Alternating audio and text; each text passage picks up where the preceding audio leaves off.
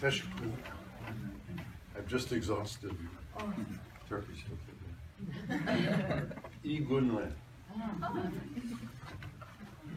Thank you very much for this evening. Listening to Todd and Jennifer, my colleagues, all I was saying is yes, how important. And you know, when Emery talked about the importance of breaking bread together, he said rightly, not only reflecting my group back in November of this past year, their experience, but the experience that goes way, way, way back. These dates, and it's not only the experience of Abraham under the oaks of Mamre, where the strangers come and they break bread together and they suddenly see things that they didn't see before, but also in the history of Ishmael and Hagar and the whole tradition of Islam and the Prophet. And this was our experience. I mean, it's just fantastic. If I asked our group, I don't see anyone here today from my group, but one of the high points was certainly that evening outside of Ankara with that family. I mean, we were there half the night talking. After this wonderful meal, the breaking the bread, sharing their lives with us. And we had more insight from that discussion than I think from many of the politicians. Although I must say this was a wonderful program that took us from Istanbul to Ankara to Konya to Antalya. The experience we had was amazing. But when our group got together in the evening and you had that meal together, this was also a wonderful, wonderful time of sharing together.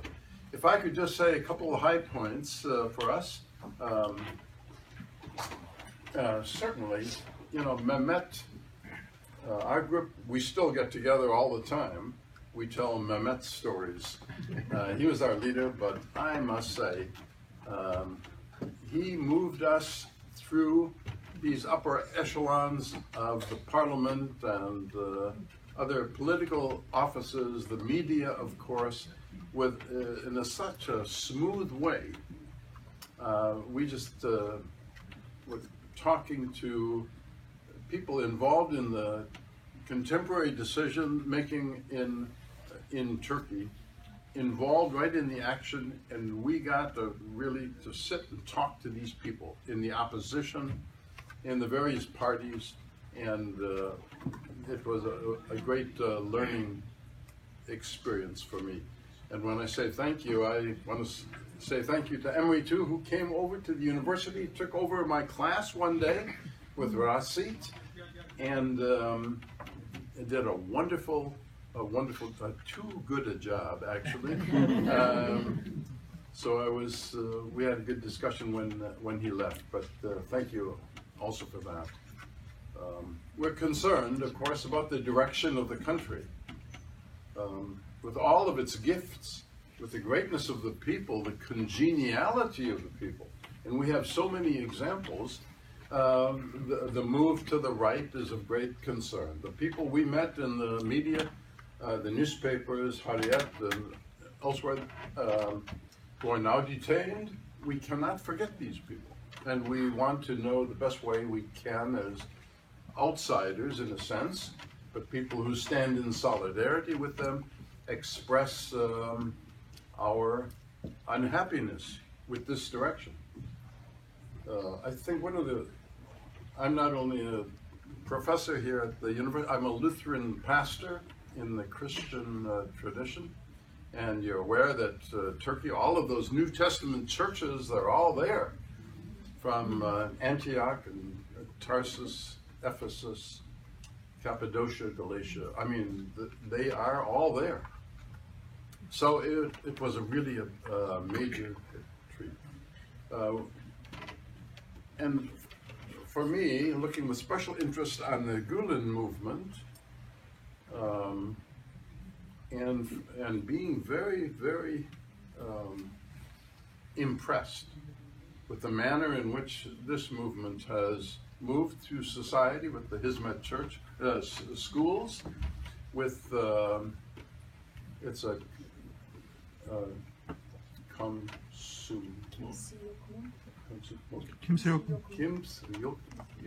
Charity. Okay, the charity, the fantastic work that is being done.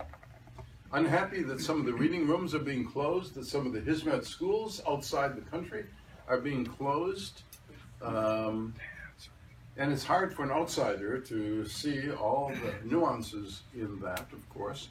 But at times, in the midst of this great jubilation and euphoria about new experiences, you say, is this Germany in the 30s? Is it moving further and further to the right? People are being detained. And we're very unhappy that there's so much pressure being put on the Gulen movement in various forms that it has. Let me say this. I have to say one theological thing.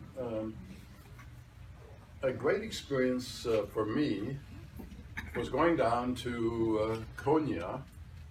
This is in the New Testament. If you read that, it's Iconium, the place where Paul and Barnabas went on one of their missionary journeys. And we were taken to this little church out there, maybe you were too, and then the caves up in the hills, where some of those first Christians met quietly.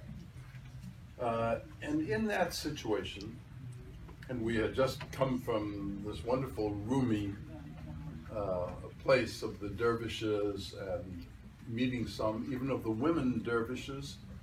And so we were all pumped up. And then you come to this hillside outside of Konya, and you see the cave with a fire in it.